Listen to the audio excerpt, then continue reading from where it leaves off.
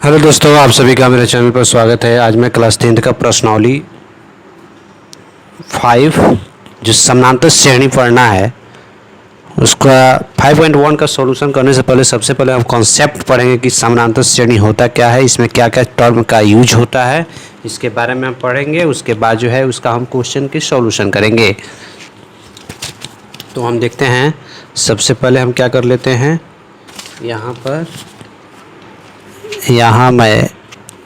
पर मैं क्या करता हूँ, समानांतर श्रेणी लिखता हूँ।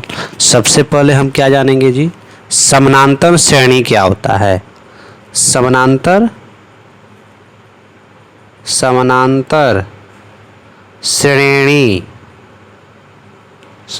श्रेणी यह चैप्टर 5 है। क्लास किसका है, कक्षा 10th का NCERT सॉल्यूशन। ठीक है, समानांतर श्रेणी को हम समझेंगे कि समानांतर श्रेणी होता क्या है। उसके बाद जो है हम क्या करेंगे, 5.1 चैप्टर जो है उस चैप्टर का हम सॉल्यूशन को देखेंगे। सबसे पहले हम कुछ टर्म समझते हैं, टर्म समझेंगे। उसके बाद जो है हम क्या कर देंगे, उसी से आपका डिफिनीशन हम बता देंगे। एक चीज़ देखेंगे आप,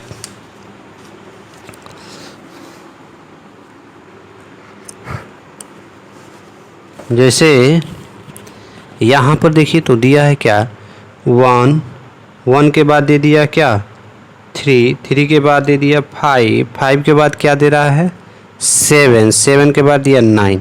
एक चीज़ देखिए तो कितना कितना इसमें नंबर इंक्रीज हो रहा है, बढ़ रहा है। कितना, 1 से 3 हो रहा है, 2 बढ़ रहा है, 3 से 5 हो रहा है तो कितना बढ़ रहा है, इसमें भी 2 बढ़ रहा है। 5 से 7 हो रहा है तो इसमें भी 2 जा रहा है और इसमें भी 2 जा रहा है। ठीक है, उसके बाद हम देखते हैं, इसी से हम आपको एक डिफिनीशन बना के दिखा देते हैं कि हाँ इसका डिफिनीशन क्या होता है। इस चीज़ को हम करेंगे।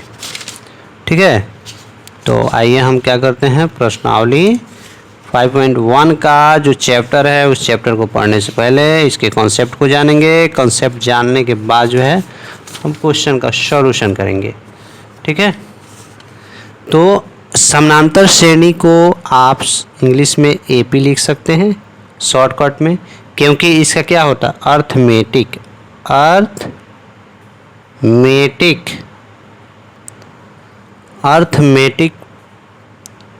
प्रोग्रेशन। इसको शॉर्ट में हम क्या लिखते हैं जी, AP लिखते हैं, अर्थमेटिक प्रोग्रेशन। इसको शॉर्टकट में क्या लिखते हैं, हम AP लिखते हैं। ठीक है, तो अब हम समानांतर श्रेणी का डिफिनीशन लिख के देखते हैं क्या होता है। समानांतर श्रेणी का डिफिनीशन हम लिख के देखते हैं, इसकी परिभाषाएं क्या होती है। तो लिखेंगे, समानांतर श्रेणी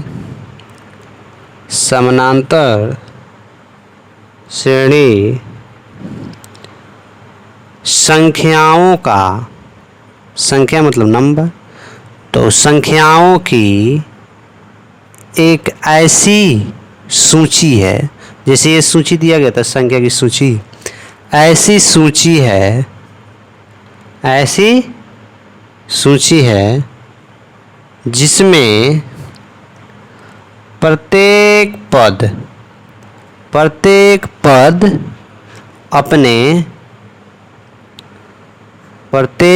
जो है अपने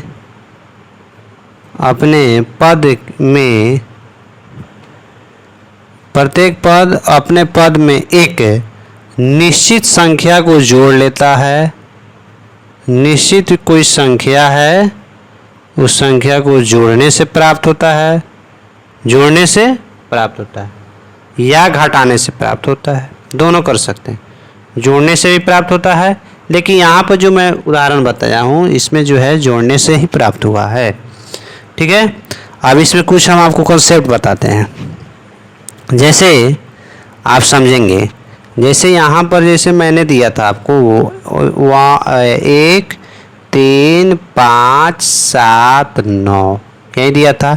तो इस टर्म को हम बोलते हैं A1, इसको बोलते हैं क्या A2, इसको बोलेंगे A3, इसको बोलेंगे A4 और इसको बोलेंगे A5। ये क्या हो गया, टर्म हो गया।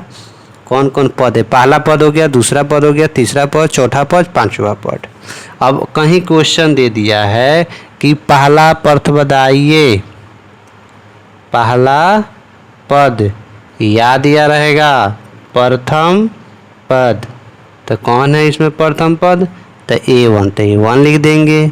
अगर आपको दिखाना क्या है, सार्व अंतर, सार्व अंतर, सार्व अंतर को हम शॉर्टकट में D लिखते हैं, डी से डिनोट करते हैं, सॉरी डी से डिनोट करते हैं। एंड इसको जब हमको दिखाना रहता है तो अगले वाले टर्म से पीछे वाला टर्म को हम घटा देते हैं। जैसे A2 में से A1 को हम घटा लेते हैं तो हमारा सार्वंतर निकल जाता है, ठीक है।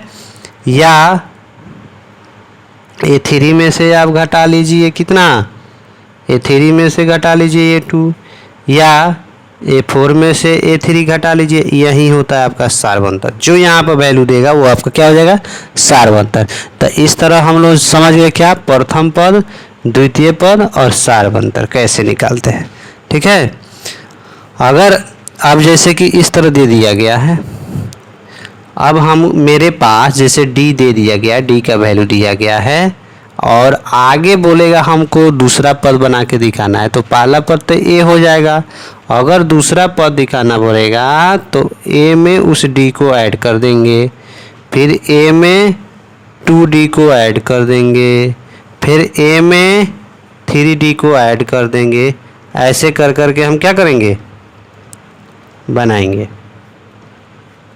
ओके, सॉरी, ऐसे कर करके हम क्या करेंगे, बनाएंगे। कैसे, जैसे पहला पद दिया गया है, इस पहला पद में पहला पद के बाद दूसरा पद बनाना है तो A प्लस D कर देंगे। अगर तीसरा बनाना है तो A प्लस 2D कर देंगे। अगर चौथा बनाना है तो A प्लस 3D कर देंगे। तो इस तरह हम क्या कर सकते हैं, पद को बना सकते हैं। चलिए अब एक्सरसाइज हम देखते हैं, एक्सरसाइज क्या कहता है, एक्सरसाइज के क्वेश्चंस क्या कहते हैं और इस क्वेश्चन को हम सॉल्यूशन करके दिखाते हैं आपको। फर्स्ट क्वेश्चन प्रश्नावली 5.1 में दिया गया है कि निम्नलिखित स्थितियों में से किन स्थितियों से संबंध संख्याओं की सूची AP है और है तो क्यों है, ठीक है। इसको स्थिति के हेल्प से बताना है। जैसे पहला क्वेश्चन है कि प्रत्येक किलोमीटर के बाद का टैक्सी का किराया प्रथम किलोमीटर किराया के लिए प्रथम किलोमीटर किराया 15 रुपया है, तो अतिरिक्त किलोमीटर किराया 8 रुपया है। अब इसको दिखाना कि ये AP के फॉर्म में आ रहा है कि नहीं, ठीक है। इस चीज़ को हमें बनाकर दिखाना। तो हम क्या करेंगे, सबसे पहले हम लिख लेंगे यहाँ पर क्या, एक्सरसाइज कितना हो जाएगा, मैं यहाँ मैं लिख दूँ, एक्सरसाइज हो जाएगा 5.1, क्वेश्चन नंबर 1 का 1, ठीक है। क्वेश्चन नंबर 1 का 1। उसके बाद दिया था कि क्वेश्चन दिया गया कि प्रत्येक किलोमीटर के बाद टैक्सी का किराया, जबकि प्रथम किलोमीटर के लिए 15 रुपये है। तो पहले क्या है उसको लिखेंगे। यहाँ पर हम लिखेंगे कि प्रथम किलोमीटर का किराया, प्रथम किलोमीटर का किराया कितना रुपया है, 15 रुपया है। उसके बाद कहता है आप 1 किलोमीटर चल गए, ठीक है, 1 किलोमीटर के लिए आपको 15 रुपया देना पड़ेगा।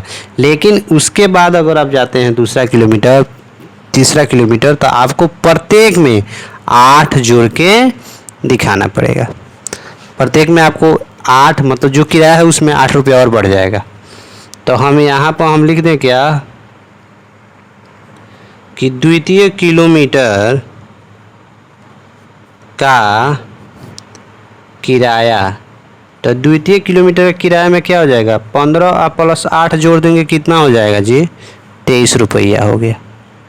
अगर एक चीज़ है, जब भी एपी हमें जांच करना है कि एपी में है कि नहीं, समानांतर श्रेणी में है कि नहीं, तो उसके लिए कम से कम 3 पद हमको निकालना पड़ेगा, तभी जाके हम आसानी से क्वेश्चन को सॉल्व कर सकते हैं। अब हम क्या करते हैं, तीसरी हम लिख सकते हैं, तीसरी किलोमीटर का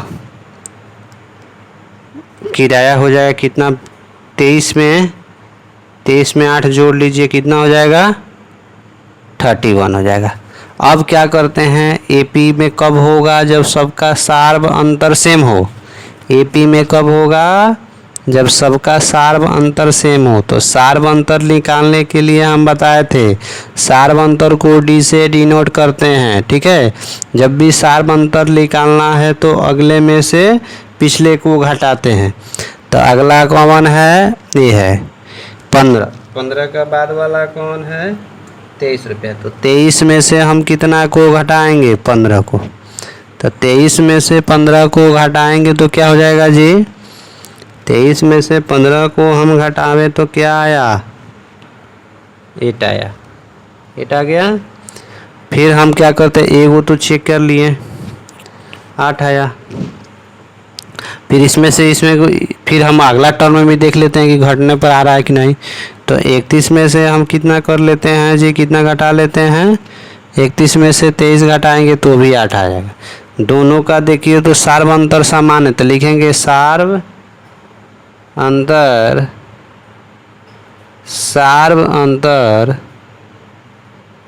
समान है। जब सार्व अंतर समान होगा तो लिखेंगे इसलिए एपी में होगा, ठीक है। यह पहला क्वेश्चन था, पहला क्वेश्चन हो गया। दूसरा नंबर हम क्वेश्चन को देखते हैं कि दूसरा नंबर क्वेश्चन क्या करता है। दूसरा नंबर हम क्वेश्चन को करके दिखाते हैं आपको कि दूसरा नंबर क्वेश्चन क्या कर पाता है। दूसरा क्वेश्चन दे रहा है कि किसी बेलन में उपस्थित हवा की मात्रा, जबकि वायु निकलने वाला पंप प्रत्येक बार खोलने की शेष हवा का इतना भाग बाहर निकाल देता है। इसको अब करके देखना है, ठीक है। आइए क्वेश्चन नंबर हम 2 को 1 का 2 नंबर हम क्वेश्चन देखते हैं। 1 का 2 नंबर क्वेश्चन देखते हैं। इसमें हम लिखेंगे, माना कि बेलन में हवा की मात्रा, बेलन में हवा की मात्रा मान लेते हैं 1 है, ठीक है। तो हवा कितना निकाला गया, तो लिखेंगे हवा निकाला गया, प्रत्येक बार कितना निकाला, 1/4। तो अब क्या करते हैं, दोनों का एलसीएम ले लेते हैं। तो कितना हो जाएगा, दोनों का एलसीएम लेंगे 4 -1 बराबर कितना हो जाएगा, 3/4 हो जाएगा। अब हम क्या करते हैं, एक तो हम निकाल लिए, अब नेक्स्ट टर्म को भी हम निकाल के देखते हैं। ये तो A1 हो गया, A2 हो गया, अब A3 को एक बार और लिखेंगे। हवा निकालने में, तो जब इसको हम निकालेंगे तो क्या लिखेंगे, 3/4 -3/16, ठीक है। 3/16 क्यों हुआ है, क्योंकि फिर इतना ही ना माइनस कर रहे थे, दोनों को क्या करेंगे, मल्टीप्लाई करके माइनस करेंगे। तो आप देखिए तो 4 है, इसका एलसीएम कितना हो गया, 60 आ गया। 4 से करो 12 और माइनस इसका करेगा तो 3, कितना आ जाएगा, 9/16। देखिए तो बराबर है क्या, तो नहीं बराबर, तो लिखेंगे क्या, सार्व अंतर समान नहीं, सार्व अंतर समान नहीं है, इसलिए इसलिए कौन सी में नहीं होगा, एपी में नहीं होगा। ओके, अब हम क्वेश्चन नंबर कितना देख लेते हैं। अब क्वेश्चन नंबर इसी का 3 नंबर क्वेश्चन हम देखते हैं। 3 नंबर क्वेश्चन में क्या कर, 3 नंबर क्वेश्चन दिया है कि प्रत्येक मीटर 3 नंबर क्वेश्चन क्या दिया है कि प्रत्येक मीटर की खुदाई के बाद एक कुआं खोदने में आई लागत, प्रत्येक प्रथम मीटर की खुदाई की लागत 150 रुपया है और बाद में प्रत्येक मीटर खुदाई की लागत 50 रुपये बढ़ती जाती है। मान कहने का मतलब ये है कि प्रथम किलोमीटर आप खुदाई करते हैं कुआं का तो आपको 150 रुपया ले लेगा, ठीक है। अगर आप 1 किलोमीटर से ज़्यादा अगर आप करने जा रहे हैं तो 50 रुपया जो है आप उसमें हमेशा ऐड कर करके बढ़ाते चलिए। तो यही क्वेश्चन का कहने का मतलब है। तो हम क्या कर लेते हैं जी, सबसे पहले हम मान लेते हैं, ठीक है। तो क्या लिखेंगे यहाँ, तो 3 नंबर क्वेश्चन हो गया। लिखेंगे कि प्रथम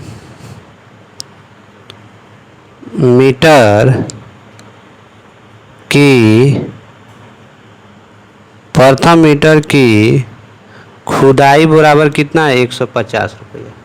प्रथम मीटर की खुदाई कितना है, 150 रुपया। तो दूसरी मीटर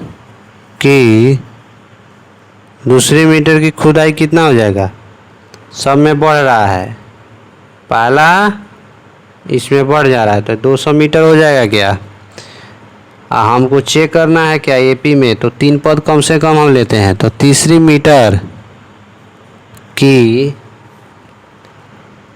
खुदाई बराबर 200 प्लस 50, 250 रुपया हो गया। अब हम क्या करेंगे, सार्व अंतर निकालेंगे। क्या निकालेंगे जी, सार्व अंतर। सार्व अंतर में क्या होता है, इसको डी लिखते हैं। तो A2 माइनस A1 कर सकते हैं। A2 वाला बाट कौन है, तो 200। 200 में से आप घटा लीजिए कितना, 150 आया, कितना 50 आ गया। फिर इसमें से करेंगे A3 माइनस A2, तो A3 कितना है 250। 250 में से हम 200 माइनस करते हैं तो फिर कितना आ गया 50। तो अब हम क्या करते हैं, देखते हैं कि क्या है। तब हम देखते हैं कि इसलिए सार्व अंतर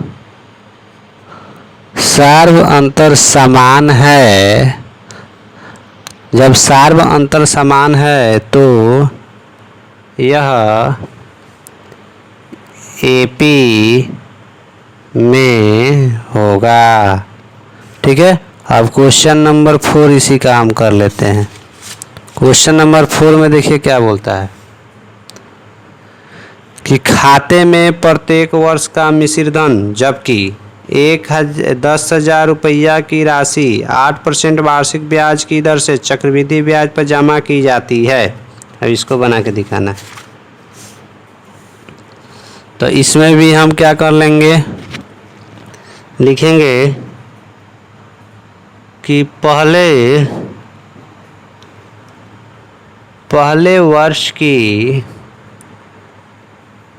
वर्ष की राशि बराबर हो जाएगा 10,000, ठीक है। दर तो आपको दे दिया गया है कितना 8%, ठीक है। अब लिखेंगे दूसरे वर्ष की ब्याज निकालेंगे। तो ब्याज बराबर तो आप जानते हैं निकालना, तो PRT/100 होता है, मतलब मूलधन गुना समय गुना दर बटा 100। 2 जीरो से 2 जीरो काटा, आया कितना 800 रुपया, ठीक है। तो ये तो दूसरा वर्ष के ब्याज हो गया। तो दूसरा वर्ष के ब्याज को हम क्या करेंगे, दूसरे वर्ष की अब राशि कितना मिलेगी उसको, दूसरे वर्ष की राशि कितना हो जाएगा, पहले कितना था 10,000 प्लस 800, क्या हो जाएगा 10,800, ठीक है। उसके बाद है तीसरे वर्ष की ब्याज। तीसरे वर्ष की ब्याज कितना हो जाएगा जी? तो तीसरे वर्ष का ब्याज निकालेंगे तो मूलधन इतना हो गया गुना 8 गुना 1 गुना ए, इन दोनों को मल्टीप्लाई कर लो, कितना हो जाएगा? 8 हटाएं 64, 6 का 6, 8 का 8, इतना ब्याज आ गया। इतना क्या आ गया? ब्याज आ गया। तब हम क्या लिखेंगे?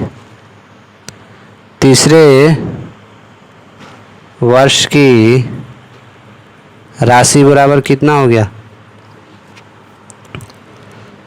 1164। क्या हो गया? 1164 हो गया। ठीक है, तो अब क्या करते हैं कि माइनस करके हम देख लेते हैं सेम आता है कि नहीं आता। अगर सेम आ गया तो समझेंगे कि सही था, अगर सेम नहीं आता है तो समझेंगे कि सही नहीं है।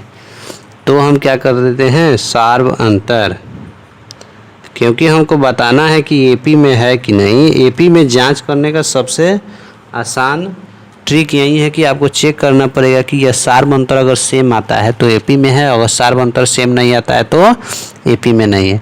तो हम क्या करते हैं, इसमें से माइनस करके देख लेते हैं। जैसे दूसरा राशि में से पहला राशि को मैं घटा लेता हूँ। दूसरा राशि इतना है, इसमें से पहला राशि मैं घटा लेता हूँ तो कितना आता है? 800। फिर क्या करता हूँ, इस राशि में से इस राशि को घटा के देखता हूँ। 6 6 4 माइनस 10 80 800। ये 4 का 4 हो गया, 6 का 6 हो गया, 8 हो गया। ठीक है, इतना। तो देखिए तो दोनों अलग अलग आता, लिखें क्या? सार्व अंतर समान नहीं है, अतः एपी में नहीं है। एपी में नहीं है। इस तरह क्वेश्चन 1 का सॉल्यूशन हो गया। अब हम क्या करते हैं, क्वेश्चन नंबर 2 बनाएंगे। इसमें क्वेश्चन नंबर 1 तक है, नेक्स्ट पार्ट में क्वेश्चन नंबर 2 का हम सॉल्यूशन करेंगे। Thank you.